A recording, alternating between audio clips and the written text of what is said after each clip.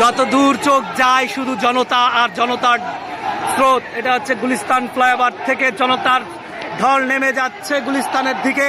সব জনতার মুখ এখন একটাই, গণভবন এবং পুলিশ হেডকোয়ার্টার শাহবাগ। লক্ষ লক্ষ জনতা নেমে আসতেছে এই মুহূর্তে, উচ্ছ্বাসিত জনগণ। এরপরও এর ভিতরে সেই কিছু পুলিশ সন্ত্রাসী এখনো, যারা হেডকোয়ার্টার থেকে এখনো তারা ফাঁকা গুলি ছুটতেছে, যার কারণে এইখান দিয়ে মানুষজন, এই যে এখান থেকে যেটা দেখা যাচ্ছে যতদূর যে হেডকোয়ার্টারে, এখান থেকে প্রচুর পরিমাণ গুলি ছুটতেছে সাধারণ মানুষের দিকে। এখনো নিরীহ নিরস্ত্র মানুষের উপরে এখনো পুলিশ সন্ত্রাসী যারা আছে, আওয়ামী লীগের শেখ হাসিনার যারা সন্ত্রাস ছিল, একান্ত হাতিয়ার ছিল, এখনো ওরা এই দেশে ওত পেতে আছে সাধারণ মানুষের বুক থেকে রক্ত ঝরানোর জন্য। ওদের এখনো রক্ত খেয়ে পিপাসা মিটেনি। তাই কিন্তু এদেশের সাধারণ মানুষকে কি আর ঠেকিয়ে রাখা যায়? তারা এখন এই মুহূর্তে তারা যে যেখানে আছে যেভাবে পারতেছে।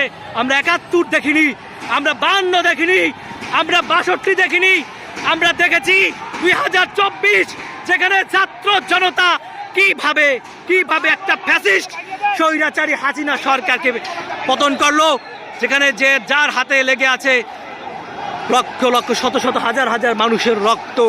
এই রক্তের প্রতিদান এভাবেই দিল আমাদের জনসাধারণ।